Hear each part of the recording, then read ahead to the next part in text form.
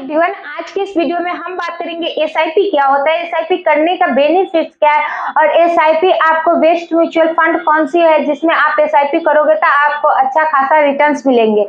ये सारे पॉइंट इस वीडियो में आपको क्लियर होंगे। तो पहले तो आप चैनल पे न्यू हो तो चैनल को सब्सक्राइब और वीडियो को लाइक कीजिएगा और बिना स्किप किए देखिएगा जिससे आपको अच्छे से समझ में आए, और दूसरी लास्ट तक देखिएगा जिससे आपको एक भी पॉइंट आपको मिस ना हो और आपको अच्छे से समझ में आ जाए कि एसआईपी करने का आपको जरूरत है या नहीं है और एसआईपी करने से आपको कैसा रिटर्न्स मिलेगा। तो चलिए वीडियो को शुरू करते हैं। तो पहला पॉइंट आपको दिख रहा होगा, व्हाट इज एसआईपी। एसआईपी का फुल फॉर्म सभी को पता होते हैं कि एसआईपी का फुल फॉर्म होता है सिस्टमैटिक इन्वेस्टमेंट प्लान। इसमें ही आपका छूटा हुआ है कि व्हाट इज एसआईपी। एसआईपी क्या होती है, जैसे कि सिस्टमैटिक इन्वेस्टमेंट प्लान। आप एक जगह पे इन्वेस्ट कर रहे हो, वो भी सिस्टमैटिक तरीके से। सिस्टमैटिक तरीके से कैसे कि हाँ, आपको ये नहीं कि आप आज इस मंथ में जमा कर दिए तो आपको अगले मंथ नहीं। जैसे आप स्टॉक मार्केट में करते हो कि अगर इस मंथ आपको अच्छा खासा ग्रोथ नहीं दिखा, अच्छा खासा आपको इन्वेस्टमेंट किए कोई और आपको अच्छा खासा प्रॉफिट नहीं दिखा तो आप अगले मंथ नहीं करते, उस तरह से नहीं। एसआईपी का मतलब होता है कि चाहे मार्केट अप हो डाउन हो जैसा भी हो, बट आपको रेगुलर बेस पे आपको इन्वेस्ट करना है, उसे कहते हैं एसआईपी। एसआईपी में क्या होता है कि आप है ना रेगुलर 10 साल तक या 20 साल 15 साल ऐसे आप इन्वेस्ट कर सकते हो, जिससे क्या होगा कि आगे चल के जो आपको प्रॉब्लम्स होती है ना कि हाँ हम जो अमाउंट किसी और से मांगते हैं और किनके लिए वेस्ट है। आप सोचोगे कि हम तो एसआईपी कर नहीं पाएंगे क्योंकि हमारा जो मंथली इनकम है वो 20,000 है, तो हम एसआईपी कैसे करें। लेकिन आपके लिए भी है, अगर आप 10,000 कमा रहे हो तब भी आपके लिए भी है, या आप है ना 1,00,000 कमा रहे हो फिर भी है। कैसे आपको बताते हैं। अगर आप छोटा छोटा अमाउंट, क्योंकि यहाँ पे शुरुआत कितना इन्वेस्टमेंट आप कितना से शुरू कर सकते हैं, 100 रुपए से लेकर आप चाहे कितना भी 50,000 करो या आप है ना 20,000 करो, कितना भी कर सकते हो। लेकिन मिनिमम अमाउंट यहाँ पे 100 रुपए है जिससे आप एसआईपी शुरू कर सकते हो। लेकिन 100 रुपए से आपको अच्छा खासा है ना जो रिटर्न है वो नहीं दिख पाएगा। आप मिनिमम स्टार्ट कर सकते हो तो आप 2,000 से स्टार्ट कर सकते हो, जिससे आपको पता चलेगा कि हाँ कुछ अच्छा खासा आपको रिटर्न्स मिला। चलिए समझाते हैं। समझते हैं कि एसआईपी कैसे आपको है ना रिटर्न्स अच्छा खासा देता है। जैसे आप समझ गए कि हाँ आप 2,000 भी जमा कर रहे हो या 5,000 जमा कर रहे हो तो आपको अच्छा खासा रिटर्न्स कैसे मिलेगा। तो आपको बताते हैं इस कंपाउंड के अकॉर्डिंग होता है कि अगर आप एसआईपी में पैसे जमा कर, हाँ अपने घर में अगर वो पैसे को आप जमा कर रहे हैं तो कोई आपको कंपाउंड नहीं मिल रहा है। अगर आप 12,000 जमा करें या 20,000 जमा करें, आपको एक जोड़ा उड़ा जैसे आप 2,000 जमा कर रहे हो तो आपका एक साल में कितना हो गया, आप ज्यादा से ज्यादा 24,000 रुपया जमा कर लिए। लेकिन वही आप एसआईपी में उसको जमा करते तो वो अच्छा खासा आपको 48,000 रुपया हो जाता। चलिए आपको बताते हैं कैसे। जैसे अगर आप 5,000 रुपया ही जमा कर रहे हो और 12% दे रहा है 10 साल के लिए, तो आपका जमा जो होगा वो 6 लाख रुपया होगा। 6 लाख रुपया होगा इन्वेस्टमेंट। लेकिन रिटर्न्स आपको कितना मिलेंगे, रिटर्न्स आपको 11 लाख रुपए मिलेंगे। लेकिन सबसे मजेदार बात यहाँ पे ये होती है कि लास्ट के जो समय होती है ना उसमें आपको अच्छा खासा ग्रोथ दिखता है। वो कैसे दिखता है, क्योंकि आपका पैसा बढ़ जाता है, उस पे जो आपको रिटर्न्स मिलता है वो भी बहुत बड़ा होता है। जैसे आपको बताते हैं, जब आप 20 साल के लिए जमा करोगे, इसमें आप 20 साल के लिए जमा करोगे तो वो 75 लाख रुपया हो जाएंगे। और वही आपका 75 लाख सिर्फ 5 साल आप है ना ऐड और कर दो, यानी 25 साल के लिए आप है ना इसको इन्वेस्ट करो तो 1,64 लाख रुपया होंगे। ठीक है, तो आप सोच के देखो कि जो आपका जो 5,000 और 2,000 इधर उधर में चले जाते थे, आपको पता भी नहीं चलता था, आप इधर खर्चा कर देते थे उधर खर्चा कर देते थे। लेकिन आज आपके पास वही पैसा लास्ट, जो आप सोच लो कि आपका एज अगर 25 साल 20 साल है, फिर भी आप 50 साल के एज में 1 करोड़पति इंसान एसआईपी से जरूर बन सकते हो। लेकिन आपको कंटिन्यू करना पड़ेगा। अब बताते हैं रिस्क कहाँ पे, आपको दिख रहा होगा रिस्क आपको बताते हैं कहाँ पे है।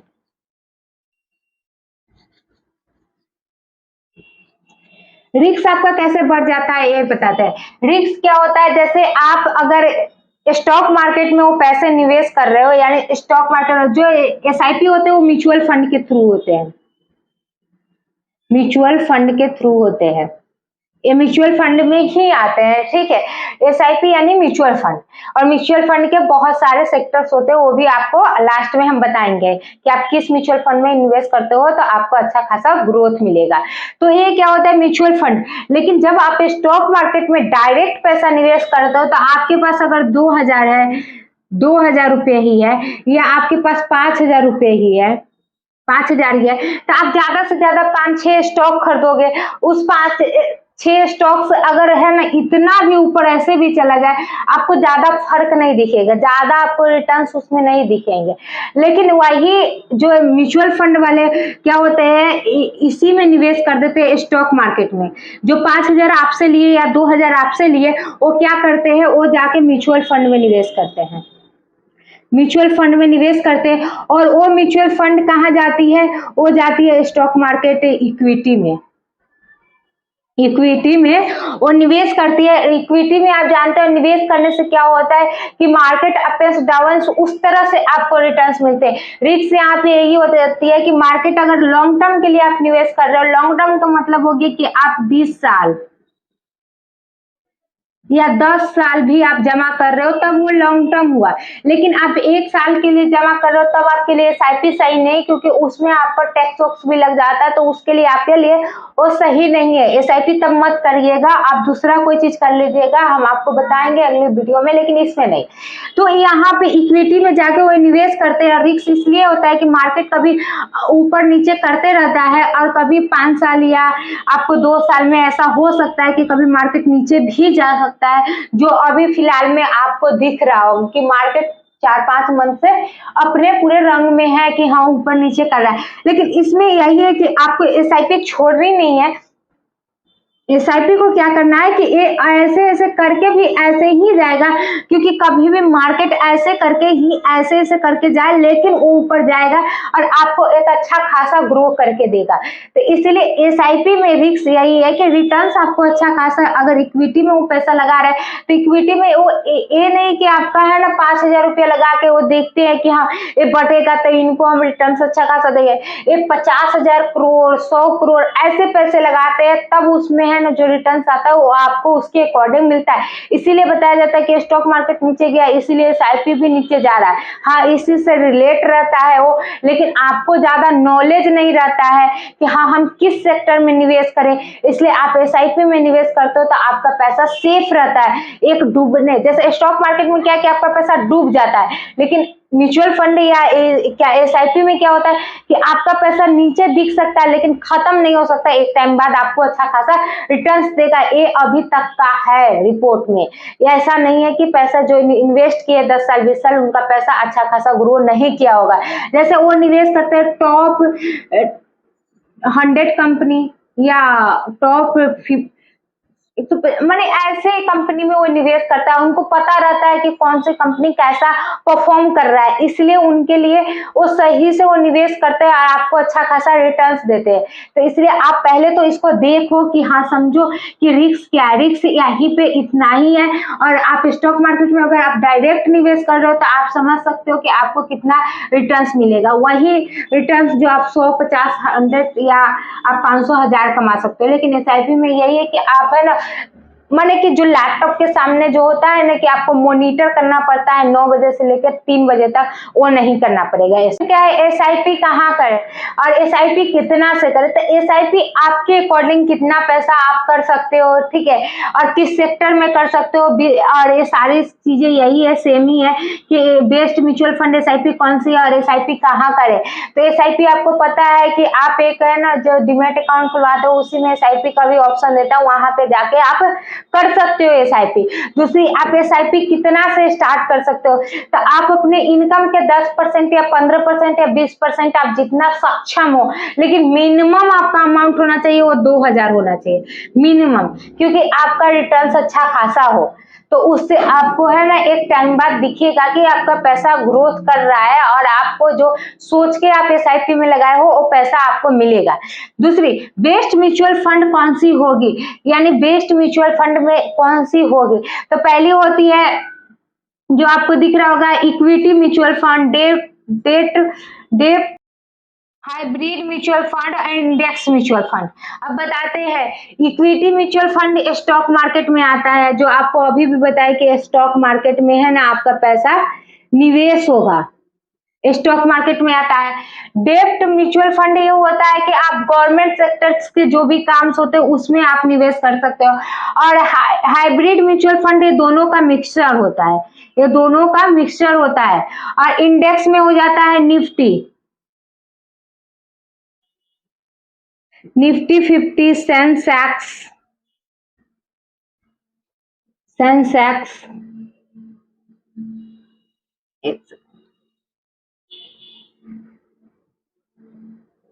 सेंसेक्स 13, इसमें आप निवेश कर सकते हो। इसमें क्या होता है कि आप सेंसेक्स ये भी एक है, लेकिन सबसे बेटर ये होता है कि इसमें आप निवेश करो और इसमें निवेश करो।